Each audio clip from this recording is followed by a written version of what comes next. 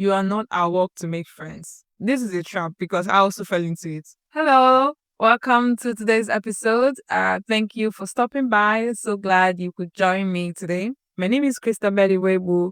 In case you're here for the first time, I am a budding YouTuber.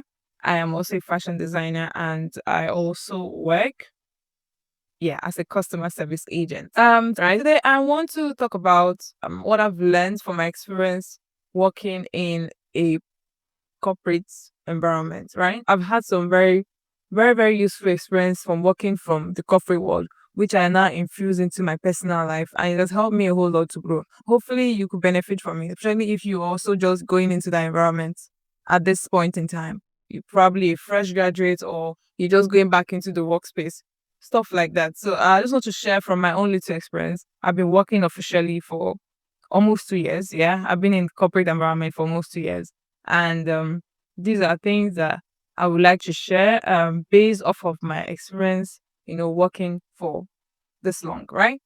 All right. First off, the first thing I have learned is you need to take your appearance more seriously. You need to take your dressing more seriously. As the saying goes, dress the way you want to be addressed. And it's so true. It's so true. If you want to be regarded in a certain way, you have to dress in that way.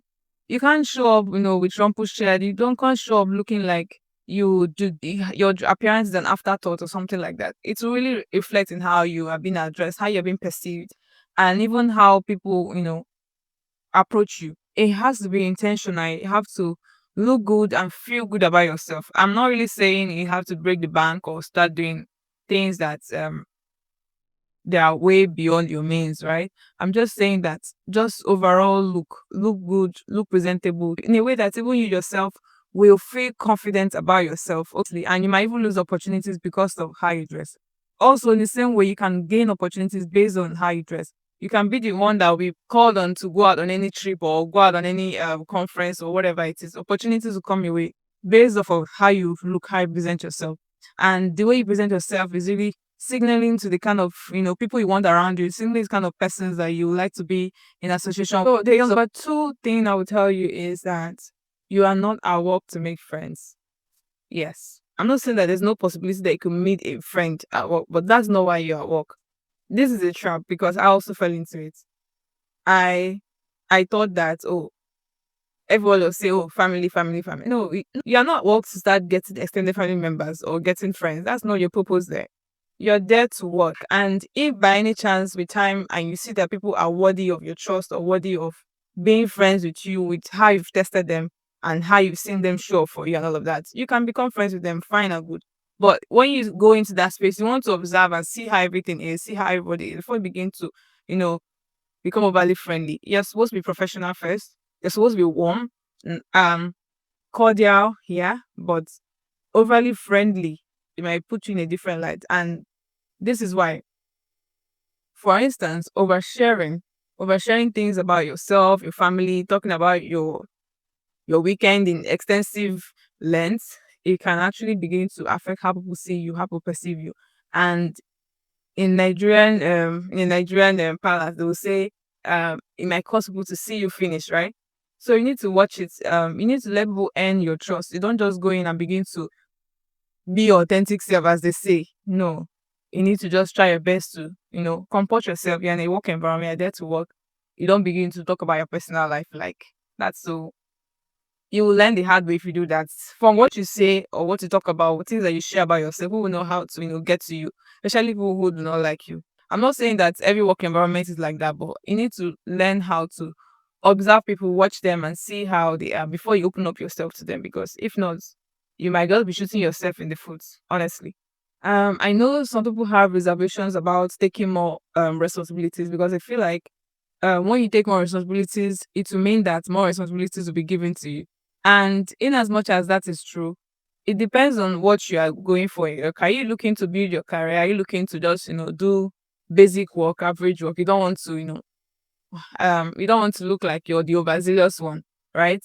Um, like I said, it depends on what you're aiming for. If you're aiming to build your career or you're aiming to, you know, climb the ladder, as they say, don't be the person that gets discovered. Always put yourself out there. speak up, say your opinion, well thought out opinions, not just because you want to talk. Show that you're capable, show that you can be trusted with bigger things, right? Takes those extra tax, right? Goes to be seen more as a reliable person, making you more likely to get promoted and all of that. So, but at the same time, as you're taking all those extra responsibilities, make sure you're documenting them so that when it's time for you to ask for a raise, you can confidently say, "Oh, you come with your case. Oh, this is what I've been doing over this past few months or few years. That shows that I actually deserve this raise."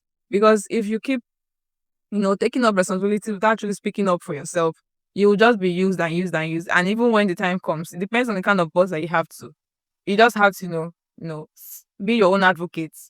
It's not about, being the go-to person or whatever it is. You need to also learn how to advocate for yourself. And another thing that I learned the hard way was boundaries. If you're just going into the corporate world, you need to learn how to have boundaries. If not, a lot of people will trample upon you. You need to be able to speak up for yourself, stand up for yourself. And that's really part of what it means to grow up. That's what maturity is all about. So you can't just let people, disrespect you or talk down on you or make you feel less of yourself without you speaking up. Even if it's your boss, you need to learn how to respectfully draw boundaries. Let them know that this behavior is not acceptable. You cannot just let some things like that slide. You need to nip it right there in the bud, else it will continue. Especially disrespect, because if you respect other people, let them also reciprocate. Learn how to maintain boundaries, or else you are going to be the doormat of a lot of people. This is kind of related to what I spoke about earlier, friendships, right? You need to guard your reputation, especially when you find yourself in a neutral position, and you see yourself maybe becoming friends with your superiors, right? You need to be very careful, because you don't want any kind of progress that you make in that office to be ascribed in any way as a result of your friendship with so and so, or how close you are to so and so. Because people begin to see you as, oh, you only got to this position because of your this relationship with this person and that person. So you need to be very careful. You don't want to be seen as somebody who is favored, right? You need to always be neutral, maintain cordial relationship, right? But don't overly do it. That's just my opinion, right? People begin to see you in a certain way. Even your colleagues will not be as free as they would around you, stuff like that. So you want to avoid things like that, right? Keep it neutral, keep it cordial, don't overdo it. This is also something I learned the hard way. Working in a toxic environment is very detrimental to your health. If it's something that I know that the country is hard. I know that things are difficult. Some people cannot afford to resign based off of, finding themselves in a toxic environment, right? But then if you think about it in long run, it's the effects, compounding effects to have on your health. It's not really worth it, because I have been in that situation before, and that was the first time ever that I got so sick that I was like, what's going on here? Like I couldn't be calm. I couldn't just relax when I was in that space. Thankfully I got extracted from that space, and my health improved drastically, like drastically. I'm telling you this. I see that it's really not worth it, being in an environment that costs you your peace, that costs you your calm. No amount of money is worth it. So that's it for today. I'm open to hearing from you. I want to hear your opinion. What have you learned working in the corporate world for the time you have? Share with us. Remember, don't forget to subscribe, share, like, and comment. All right. See you on my next one. Bye.